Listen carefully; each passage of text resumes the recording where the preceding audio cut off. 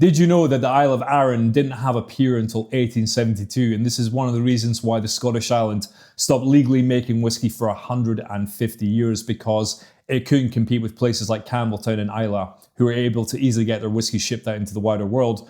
And so the first Lag distillery closed in 1840 after only being open for 15 years. But now Lag whiskey is back with a PT vengeance, making up for lost time, with the new Lag distillery's first spirit run being in 2019.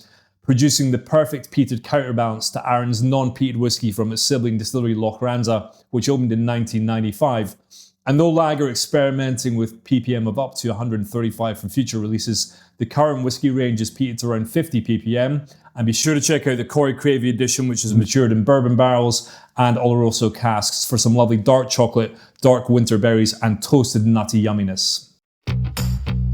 So, as well as being known as the birthplace of golf and Scottish rock band Big Country, the Kingdom of Fife has become a formidable whiskey-making region over the past 20 years, with 5 new distilleries opening up, including Inchdarney, which started production in 2015.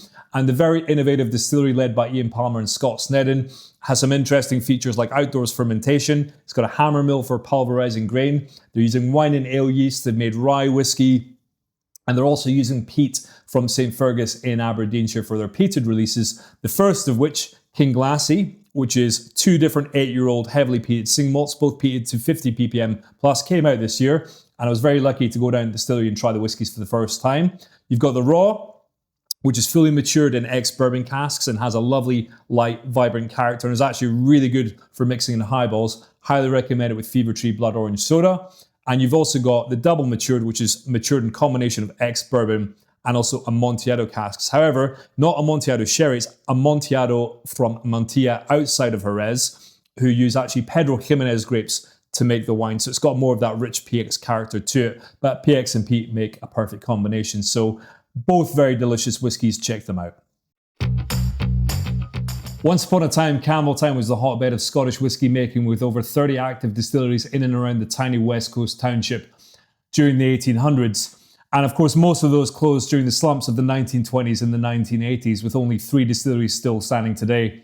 One of which is Glen Scotia, which under the ownership of the Loch Lomond Group is producing some fantastic peated and non-peated whiskies. Some of my favourites from there include Victoriana and the double cask rum finish. But if you want to dip your toe into some of the more heavily peated stuff, I would check out the Campbelltown Malts Festival 2025 release, which is a 9-year-old finished in Ribera del Duero red wine casks, for some lovely bold red fruits, brown sugar, mixed spices, mingling with that lovely oily, smoky Campbelltown coastal character.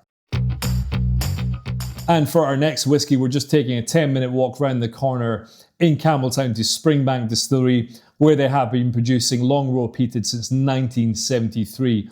And of course, Longrow is named after the old mothball distillery of the same name, the remnants of which are now the bottling hall at Springbank Distillery. And Longrow has gone on to become a firm favourite with peat fiends around the world due to that sort of oily, robust, rich nature, which comes a lot from the worm tub condensers used at Springbank, and is actually the only whiskey in our top 10 that uses worm tub condensers. The spirit's peated to around 50 to 55 ppm. And if you're just starting off with Longrow, check out their flagship Longrow Peated, where you get a lovely combination of these sort of toasted marshmallow notes and stewed fruits coming from those ex-bourbon and ex-sherry casks. Landing in my hometown of Forres, we come to quite a rarity for Speyside at the mighty Benromach, which is a producer of primarily peated spirit, under the ownership of Gordon MacPhail, who reopened it in 1998 with an aim to make a whiskey which is more akin to that old school style Speyside whiskey. Just as a lot of distilleries moved away from peat, Benromach leaned into that with usually around 10 to 12 ppm in the spirit for most of their range. However, under the contrast peated range, you'll find more heavily peated Benromachs, including the 2024 release, which is matured exclusively in ex-bourbon cask with a ppm of 57.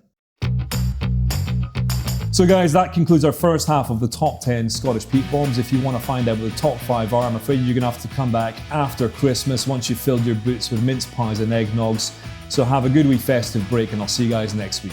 Cheers.